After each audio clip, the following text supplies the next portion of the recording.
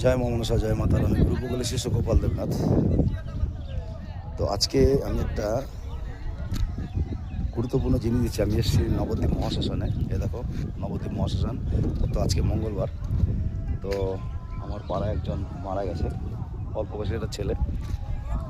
তাই আসলাম, তো ভাবলাম যে তোমাদের একটা কিছু দেই আমি আজকে।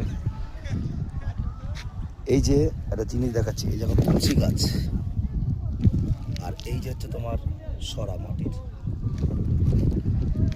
এইটা, আর এই যে জিনিসটা লাগবে, এই জিনিসটা দেখো, এই জিনিসটা লাগবে। এতে হচ্ছে যেরকম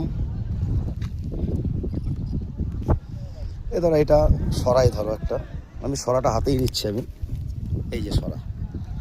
তো এইটা হচ্ছে এই যে যারা মারা যায় অপমৃত্যু হয়ে, তো এই কলসটা আর এই সরাটা দেয়।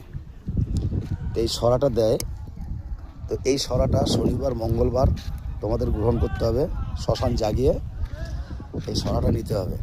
এটা কিসের জন্য? এটা হচ্ছে জিন ভূত পেতাত্মা যদি কাউকে ধরে কি করে বুঝবে? দেবদেবতা কোনোদিন মিথ্যে কথা বলে না, আর এরা কিন্তু মিথ্যে কথা বলে খুব।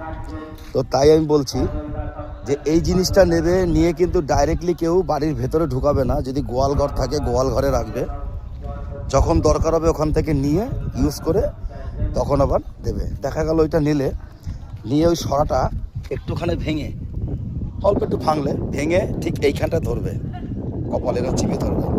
চিপে ধরলে পরে সব গল গল করে বলে দেবে। যদি তাও না ধরে তাহলে এই কানের মধ্যে চেপে ধরবে ওটাকে, তখনও সত্যি কথা বলে দেবে সব।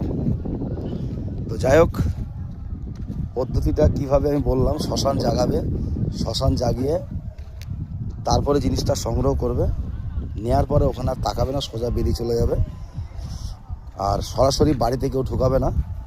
আর এই কাজগুলো নিজের দায়িত্ব করবে তোমরা। তো যাই হোক, আমার এই ভিডিওটা ভালো লাগলে লাইক করবেন, শেয়ার করে পাশে থাকবে, আর পারলে সাবস্ক্রাইব করবেন, আর অন্যকে দেখার সুযোগ করে দেবেন। এই যে আমাদের নবদ্বীপ শ্মশান। ভালো থাকো, সুস্থ থাকো, ধন্যবাদ।